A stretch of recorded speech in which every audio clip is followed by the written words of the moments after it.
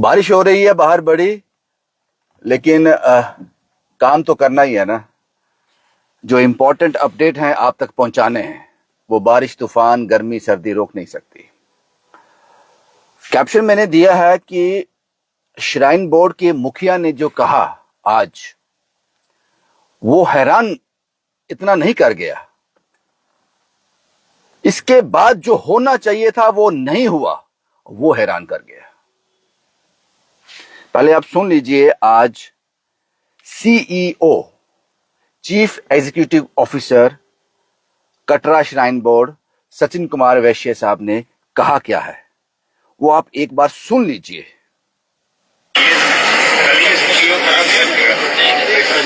अरे उतारना पड़ेगा, नहीं मुझे उतारना पड़ेगा, इसीलिए मैं इस पे नहीं आता है। नहीं मुझे उतारना पड़ेगा, इसीलिए मैं इस पे नहीं आता है। हेलो सभी लोग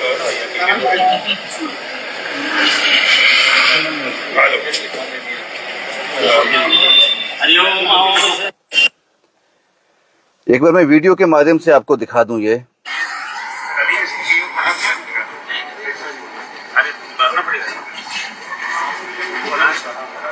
मुझे उतारना पड़ेगा, इसीलिए मैं इस पे नहीं आता है। मुझे उतारना पड़ेगा, इसीलिए मैं इस पे नहीं आता है। ये सचिन कुमार वैश्य साहब हैं, chief executive officer, CEO, shrine board, सबसे ऊंचा पद है ये। इसके बाद गवर्नर साहब आते हैं, लेफ्टिनेंट गवर्नर साहब आते हैं। ये आज किसी उद्घाटन में गए थे, किसी का इनॉग्रेशन में गए थे। वहां पर जब पंडित जी ने इनसे कहा कि साहब आपको जूते उतारने पड़ेंगे, क्योंकि कुछ मंत्रोच्चारण करना है तो उसकी विधि विधान है कि आपको जूते उतारने पड़ेंगे। श्राइन बोर्ड कटरा के मुखिया ने कहा इसलिए ऐसे फंक्शंस में मैं नहीं आता, जूते उतारने पड़ेंगे।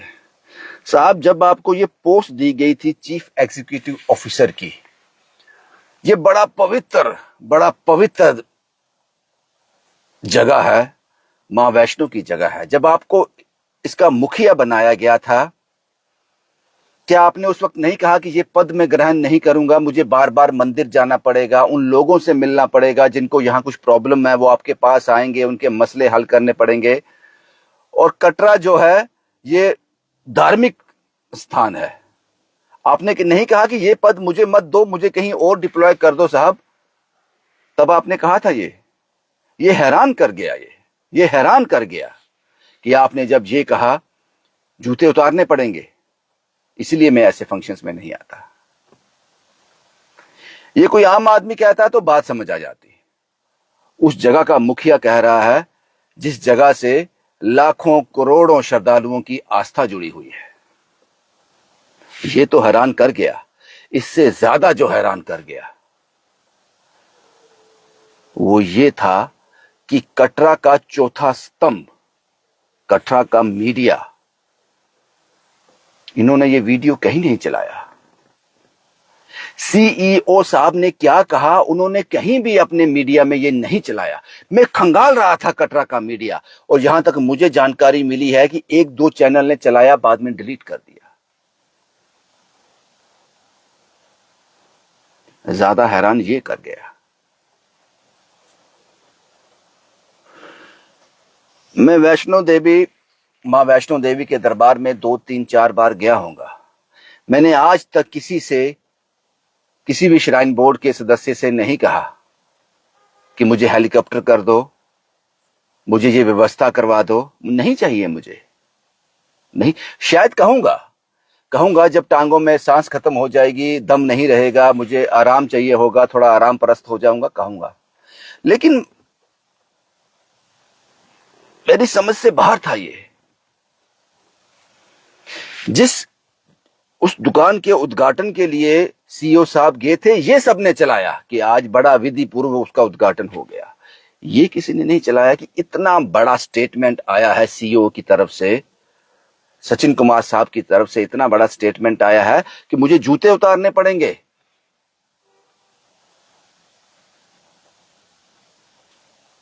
ये किसी ने नहीं चलाया।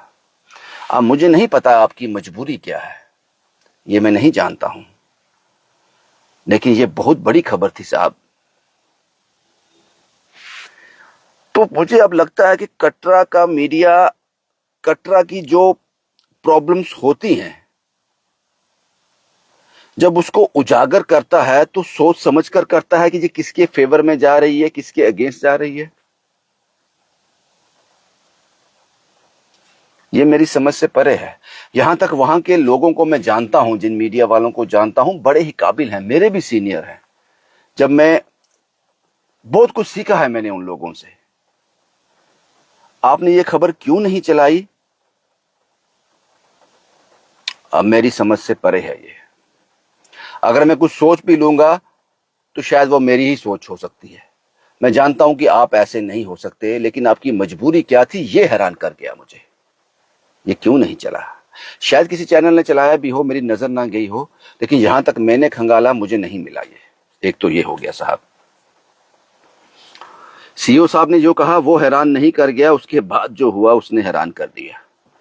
दूसरा, मैंने कैप्शन में लिखा है कि शिव खोड़ी महादेव के उस शिवलिंग के साथ, महादेव की उस केव के साथ इनजस्टिस क्यों, सुतेलापन क्यों है।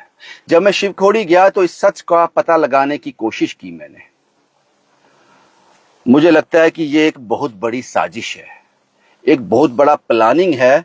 यहां शिवखोड़ी को ज्यादा वक्तों तक शिवखोड़ी ना पहुंचे, शायद उसकी कोई प्रक्रिया है। उसके लिए मेरे पास कोई पॉइंट है, मैं आपके साथ साझा करता हूं। अगर मैं शिवखोड़ी नहीं जाता, मुझे इन सब चीजों का पता नहीं चलता। कुछ साल पहले, जैसे मां वैष्णो के दरबार के अंदर कैमरा लगा हुआ है, सुबह शाम की आरती आप लोग घर बैठे लाइव देख सकते हो। कुछ साल पहले शिवखोड़ी की गुफा से भी ये लाइव होता था। वहां एक चैनल था जो प्रॉपर सुबह शाम की भोलेनाथ की आरती को सारी दुनिया के सामने रखता था। और उस वक्त शिवखोड़ी की इस गुफा की दूर दूर तक चर्चे थे। लोग जब दूर से आते थे मां वैष्णो के दरबार, पूछते थे कि जो आरती हमने सुनी थी अपने टीवी पे वो कहां है, यहीं पे आसपास है। कुछ साल पहले वो आरती बंद कर दी गई। क्यों? पैसों की कमी के चलते। आपकी जानकारी के लिए बता दूं, इस वक्त जहां मैं आपसे बात कर रहा हूं वहां एक हेलीपैड का निर्माण हो रहा है शिवखोड़ी में। इस हेलीपैड में हेलीकॉप्टर उतरेगा, जाहिर सी बात है। कौन उतरेंगे? मुझ आप जैसे लोग तो उतरेंगे नहीं। इसमें वीआईपी आएंगे, वीवीआईपी आएंगे, उनको प्रॉब्लम होती है वहां पर। उस हेलीपैड में कितना खर्चा हुआ होगा साहब? यह खर्चा किसी ने भी किया हो, किसी ने भी किया हो, खर्चा तो हुआ है ना। तो आपको लगता नहीं कि महादेव की आरती, महादेव की आरती जो सुबह शाम हर घर तक पहुंचनी चाहिए थी, वो बंद कर दी आपने? क्यों? कुछ और भी बताने जा रहा हूं। लगभग 100 एम्प्लॉय है शिवखोड़ी श्राइन बोर्ड के अंदर। 100 एम्प्लॉय है और सबसे मैक्सिमम जो सैलरी है वो 28 से 29 हजार है। शायद एक दो लोगों की 28-29 हजार है, बाकी सब 8 हजार से लेकर 20, 21, 22 हजार तक आते हैं। ये भी आपको हैरान कर देगा। वहां के जो दो मेन लोग हैं, मेन पुजारी हैं, उनकी सैलरी 20, 21, 22 हजार पर मंथ और 24 घंटे ड्यूटी है। आपको लगता है कि इस सैलरी के साथ वो 24 घंटे ड्यूटी देकर वहां पर रहकर महादेव की सेवा कर कर, उस केव की सेवा कर कर आप उनके साथ जस्टिस कर रहे हो? अगर आप ये कहते हो कि नहीं हमारे पास फंड्स नहीं है, यात्रा ज्यादा नहीं है, तो यात्रा तो कर्टेल आप लोग कर रहे हो। महादेव के मैं आपको क्या बताऊं, आप वहां कोई गया होगा तो उसके ऊपर थोड़े थोड़े शेड है, पूरे शेड नहीं जैसे मां वैष्णो दरबार में है ट्रैक पे शेड है, ऐसा कोई शेड नहीं है। एक दो जगह शेड रहे होंगे जहां लोग बैठ सकते हैं, जिस ट्रैक पे चलते हैं शेड नहीं है। कोई बड़ा हादसा आपको सुनने को मिल जाएगा शिवखोड़ी में। गुफा के बिल्कुल बाहर ऊपर जो चट्टाने हैं वो गिरने की कगार में है। वो वीडियो भी मैं आपको दिखाऊंगा, कल मैं आपको वो वीडियो दिखाऊंगा, शायद अभी भी दिखा सकता हूं। अभी वो वीडियो मैं आपको दिखा सकता हूं। वो कभी भी गिर सकते हैं वो पत्थर ऊपर से। और मेरी जानकारी के अनुसार कुछ साल पहले वहां पे कुछ श्रद्धालुओं की मृत्यु भी हो गई थी, ऊपर से चट्टाने गिरने से मृत्यु भी हो गई थी। ये तो सारी कहानी है साहब शिवखोड़ी की, अभी खत्म नहीं हुआ है। क्योंकि अगर मैं वहां नहीं जाता तो ये सब चीजें हम मुझे पता नहीं चलती। शिवरात्रि के दिन वहां बहुत रश होता है, बहुत ट्रैफिक होता है, बहुत भक्त आते हैं। लेकिन उनके जो क्लॉक रूम है, यहाँ पर लोग अपना सामान जमा करवाते हैं, वो जगह पूरी नहीं पड़ती शिवरात्रि के दिन। इतने छोटा लिमिटेड स्टॉक है, किसी ने ध्यान नहीं दिया उस पर। उसके बाद मैंने आपको बताया इसके चेयरमैन है डिवकॉम साहब और इसके वाइस चेयरमैन है डिप्टी कमिश्नर रियासी। आपने यात्रा भी 5-6 घंटे की कर दी। ये वो तस्वीरें आप देख लीजिए, मैं आपको दिखा देता हूं। ये वो तस्वीरें हैं, ये वो तस्वीरें हैं। ये पुलिस चौकी है, यहाँ पुलिस वाले बैठते हैं। पूरी तरह से ऊपर से चट्टानें गिर गिर कर डैमेज हो गई, किसी ने वापस ठीक करने की कोशिश नहीं की। ये ऊपर का नजारा है, केव के ऊपर का नजारा। ये पत्थर कभी भी गिर सकते हैं। यहाँ पर पूरी तरह से जंगले लगने चाहिए थे, इसको कंट्रोल करना चाहिए था, इसको संरक्षित करना चाहिए था, सुरक्षित करना चाहिए था। नहीं किया गया, नहीं किया साहब आप लोगों ने। बड़ा हादसा कभी भी हो सकता है, इस पर ध्यान ही नहीं दिया जा रहा है। और बहुत सारी तस्वीरें मैं आपके साथ साझा करूंगा एक प्रॉपर रिपोर्ट के साथ। और अभी वहां पर प्रोटेस्ट चल रहे हैं, जो अभी होल्ड पे आया है 2 दिन तक। वहां के जो एडमिनिस्ट्रेशन है कुछ आश्वासन दिए हैं उनको। शिवखोड़ी यात्रा को खत्म करने की साजिश है, क्यों है, इसका हल क्या है? अगर आप कहते हो कि हमारे पास रेवेन्यू इतना नहीं है, हम अंदर महादेव की आरती को लाइव नहीं कर सकते सुबह शाम, लेकिन यहां तक मुझे जानकारी है कि कोई भी चैनल अगर ये कॉन्ट्रैक्ट लेता है शिवखोड़ी श्राइन बोर्ड से, तो वो तो पैसे देता है, लेता थोड़ी है, वो तो पे करता है। उसकी तो टेंडरिंग होती है शायद, कि जो ज्यादा बोली लगाएगा वो कॉन्ट्रैक्ट उसको मिल जाएगा। तो वहां कैमरा क्यों नहीं है? अगर अंदर कैमरा लग जाए, सुबह शाम की आरती महादेव की लाइव हो, तो ये यात्रा आप संभाल नहीं सकते, इतनी हो जाएगी। शायद यही कारण है, आप संभाल नहीं सकते, इतनी हो जाएगी। यही कारण है इस यात्रा को छुपाने की कोशिश की जा रही है। हल क्या है? हल ये है। और एक और बात यहां पे मैं आपको बताना भूल गया। 2015 में बोर्ड ने एक मीटिंग की थी, शिवखोड़ी श्राइन बोर्ड ने एक मीटिंग की। उस मीटिंग में 40 से ज्यादा जो वहां के एम्प्लॉय थे, लंबे समय से काम कर रहे थे, उनको परमानेंट किया गया। लेकिन आज तक वो ऑर्डर एग्जीक्यूट नहीं हुआ, इंप्लीमेंट नहीं हुआ। वो आज भी इंतजार कर रहे हैं, आज भी वो कच्चे ही काम कर रहे हैं। 2015 से अभी तक, 2015 से पता नहीं कब से लगे हुए हैं, उम्रें दे दी उन्होंने वहां पर। और कुछ लोग तो रिटायर भी हो गए जहां तक मेरी जानकारी है, और घर में कुछ नहीं लेकर गए। हल क्या है? हल यह है कि मां वैष्णो देवी श्राइन बोर्ड के साथ मर्ज कर दिया जाए शिवखोड़ी को। वही श्राइन इसकी जिम्मेदारी ले ले, तो मुझे लगता है कि महादेव की ये गुफा, महादेव के ये दर्शन, इस केव के अंदर समस्त देवी देवताएं हैं। आप वहां जाओगे आपको पता चलेगा, समस्त देवी देवता वहां पर मौजूद हैं। वहां अंदर जाना ही एक अपने आप में एक अलग सी फीलिंग जगा देता है। एक धार्मिक मधुमेह हो जाते हो आप, पवित्र हो जाते हो। क्योंकि मैं वहां से होके आया हूं, इसलिए मैं ये कह रहा हूं। और ऐसी जगह को आपने कभी प्रमोट किया ही नहीं। जो आरती होती थी अंदर कैमरे के माध्यम से लोगों के पूरे भारतवर्ष में पहुंचती थी, वो भी बंद कर दी। और आज वहां प्रोटेस्ट चल रहे हैं इस यात्रा को बचाने के लिए। और मेंबर पार्लियामेंट जुगल किशोर साहब वहां गए थे बिना होमवर्क के। वो यहां जाकर मेरे इंटरव्यू में कहते हैं यहां रास्ते में जंगल बहुत है। साहब ये जंगल शुरू से है, 2024 से उस अटैक से पहले यात्रा लगातार चल रही थी।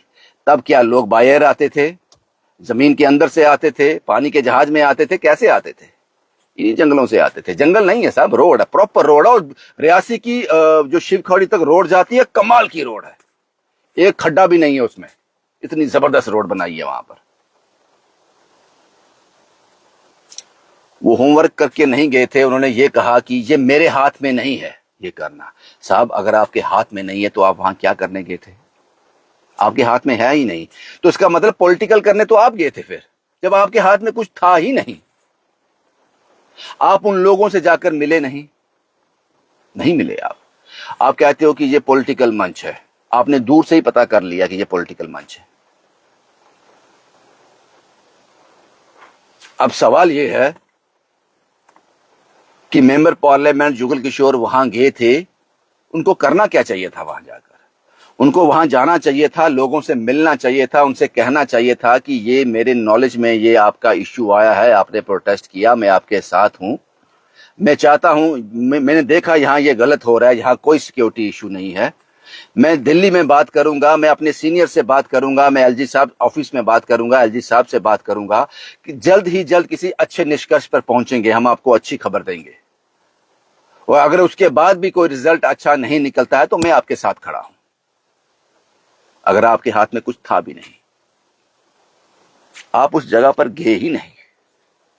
हालांकि वो प्रोटेस्ट जो है थोड़ी देर के लिए होल्ड पे चला गया है, क्योंकि वहां के तहसीलदार साहब, वहां की एडमिनिस्ट्रेशन ने कुछ वादे उनसे किए हैं। हालांकि मैंने पहले कहा कि ये एडमिनिस्ट्रेशन के लेवल का मैटर नहीं है, ये एसएसपी लेवल का मैटर नहीं है, ये डीसी लेवल का मैटर नहीं है। हाँ, हो सकता है कि जो काम सियासतदानों को करना चाहिए वो ये लोग करें, इनकी बात ऊपर उन लोगों तक पहुंचाएं, इसलिए 2 दिन का वक्त इन्होंने मांगा है। कम से कम ये यात्रा सुबह 5 बजे शुरू होनी चाहिए। अगर आप इसको थोड़ा बढ़ाना चाहते हो, सही जस्टिफाई कर, सुबह 5 बजे शुरू होनी चाहिए और रात को एक टाइम निर्धारित कर दो कि 10 बजे के बाद या 9 बजे के बाद कोई उस दर्शनी डेडी से ऊपर नहीं जाएगा। उसके बाद कटरा से लेकर शिवखोड़ी तक आपको हर 20-25 किलोमीटर के बाद पोस्टें बनानी चाहिए। प्रायोरिटी में यात्रा है ना, प्रायोरिटी में महादेव है ना, आपको यह करना चाहिए, आपको सुनिश्चित करना चाहिए कि यात्रा चले। आपने बंद कर दिया, पीछा छुड़ाया अपना। बस यही तस्वीरें मुझे आपको दिखानी थी। सीईओ कटरा श्राइन बोर्ड ने आज जो कहा कि मैं जूते उतारने पड़ेंगे, इसलिए ऐसे फंक्शन में मैं नहीं आता, ये इतना हैरान नहीं कर गया जितना हैरान ये कर गया कि कटरा के मीडिया ने इसको सुर्खियां नहीं बनाया, इसको मीडिया में नहीं डाला, इसको खबर नहीं बनाया। उनकी मजबूरी मुझे पता नहीं, लेकिन ये खबर है। मैं मानता हूं कि नेशनल चैनल्स की मजबूरियां हैं, उनके फैसले दिल्ली से होते हैं, लेकिन सोशल मीडिया तो हमारे अपने हाथ में है। चलो, आप अपनी मजबूरी के साथ जर्नलिज्म कर लो, हम अपने एथिक्स के साथ कर लेते हैं। शुभम कुमार के साथ Ravindra Singh, the state sentinel के लिए।